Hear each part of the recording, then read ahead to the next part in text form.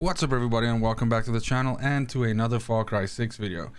Far Cry 6 as a game definitely has what you can consider an early game and a late game. Early game being when you have access to very few of the weapons, you have very few raw materials to purchase additional weapons, and you're basically just starting out. And then of course late game, where you've done some farming and you've basically managed to kit yourself out with weapons either from crates or having built some of the facilities in your bases to be able to buy those weapons with pesos.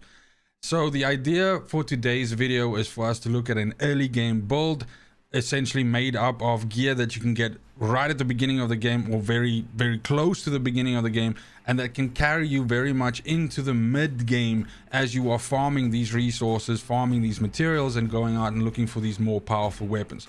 This gear is mostly either 1-star or 2-star gear. Of course, gear in this game is rated from 1 to 4 stars, so we're talking mostly 1 or 2-star, and then also using some exotics, which I will show you exactly how to get them. But without any further ado, let's fucking get on.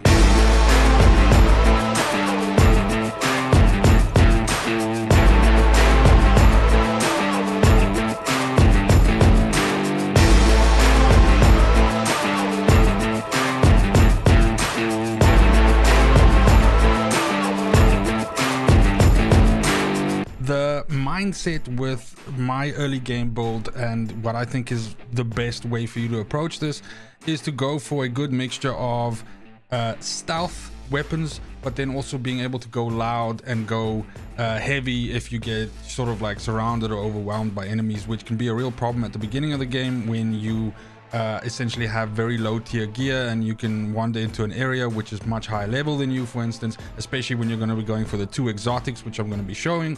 And so you definitely need a good mixture of stealth and the opportunity to go loud, so to speak. So the first Supremo that you get in the game is of course the Minador. I hope I'm saying that right, but that's essentially the one that you've all seen, where you shoot the rockets off your back. This is a fantastic one to actually keep going up until mid-tier before you start developing the style that you want to essentially play the game. But I think that this is probably the one that's the most up to you to choose. I don't necessarily factor in the Supremo's abilities too much in the early game to how you play, because for 2 reasons. First of all, the game isn't terribly difficult to begin with, and secondly, some of them, like the gas spewing Supremo and so on, are very situational in a way, whereas the Exterminator with the artillery strike is just always good. If you have a tank that wanders into your area, you have a whole bunch of enemies that are running around, something like that, the Exterminator just basically deals with that. And so right at the beginning, you're gonna have access to very few. You're only gonna have access to, for instance, grenades and flashbangs and things like that. But having grenades and, for instance, Molotov cocktails are good enough, because these are the 2 ones which again just help you deal with enemies that are hiding behind cover or anything like that, or give you the ability to set something on fire in the case of the Molotov cocktail. But this is not too important. We are in actual fact more concerned with the weapons. So as I've mentioned, the idea here is to have a situation where I'm playing stealth majority of the time, but then if there is shit that happens, I can basically engage enemies in a more assault kind of way. Now, the first weapon here that I use, and this is my heavy option, is of course the Caballero grenade launcher. To find Caballero, what you have to do is go all the way to the north left of the map to this Escudo steel plant. Now, this is a high level area, so you want to be careful here. By the time I did this, I was like rank 2 or something like that, so this is a rank 7 area. You can get one shot by shotgunners here. So the chest that you're looking for with the Caballero in is, of course, in that little hut right there. Now, you can just take out the security camera over here. Of course, these huts usually require a key of some kind, and they're usually on the lieutenants in the area. So what you need to do is find the lieutenant, but luckily in the case of this particular situation, the lieutenant is quite close by to this room. In actual fact, if you open this door, he's right here.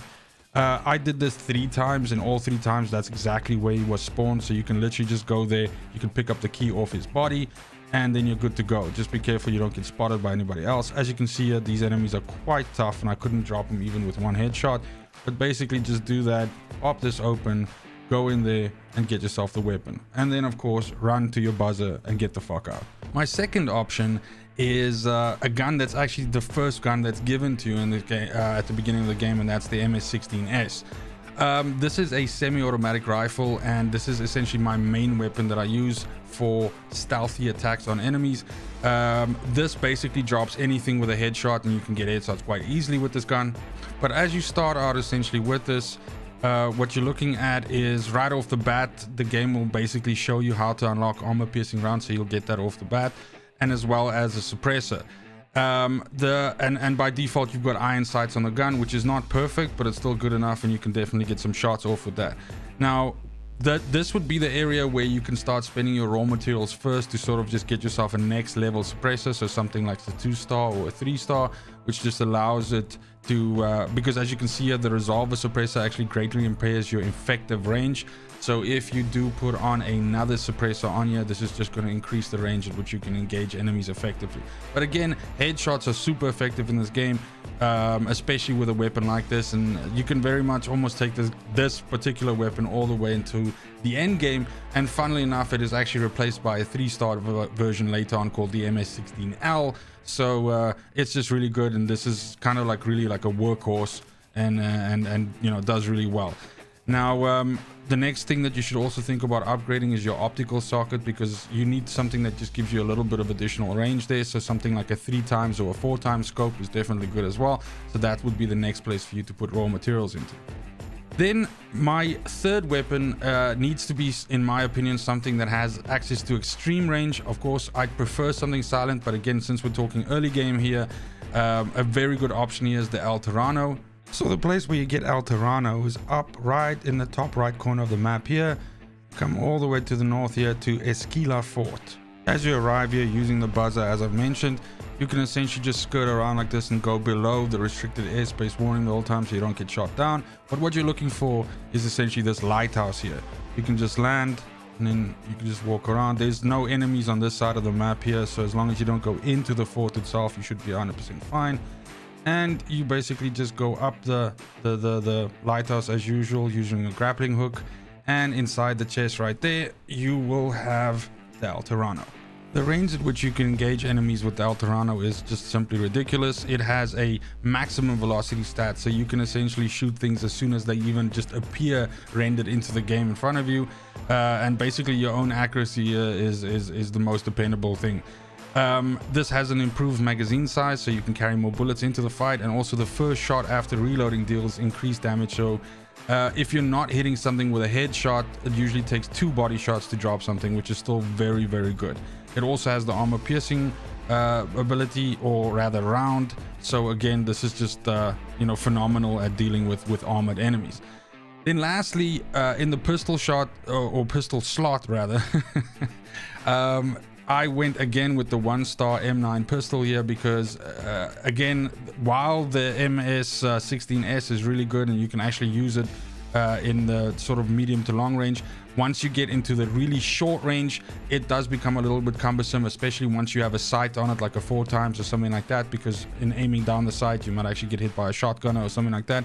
That's where the pistol comes in. So here again, I have gone for something that has a silencer and a sight on. Again, when you get the gun in its base form, just concentrate on getting armor piercing rounds onto it and get a, you know, as soon as possible, a decent suppressor onto it.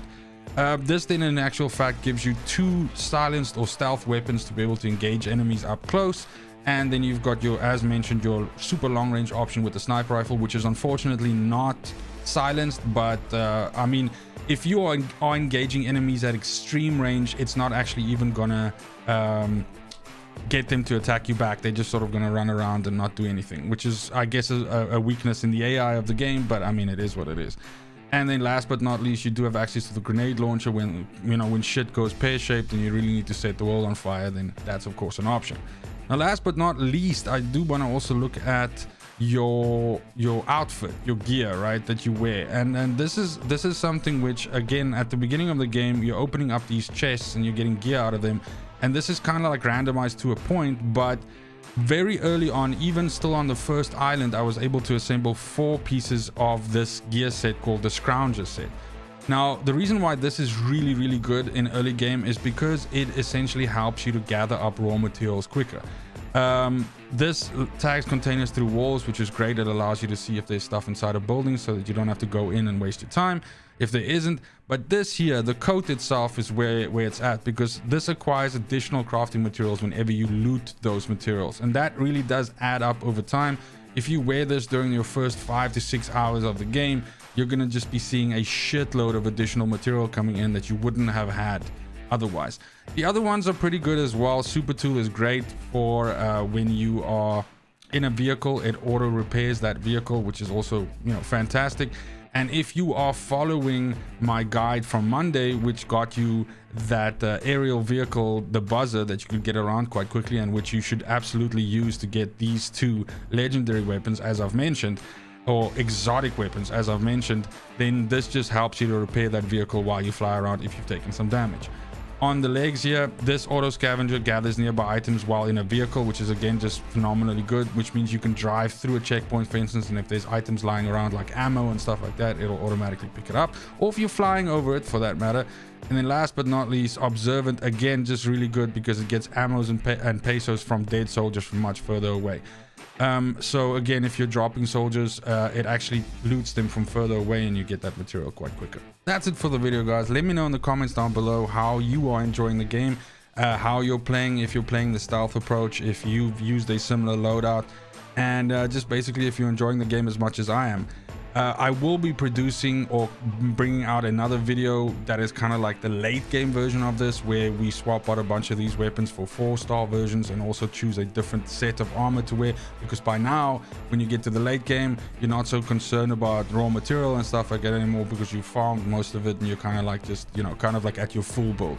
So keep an eye out for that. I will be bringing that out in a couple of days time. But thank you so much for watching, especially if you made it this far. And it's just super important to me that you have a fantastic morning, a great afternoon, and an awesome evening wherever you are in the world. And until next video, fucking cheers. They want the best of me now, best of me now, best of me now, best of me. They want the best of me now, best of me now, best of me now, best of me.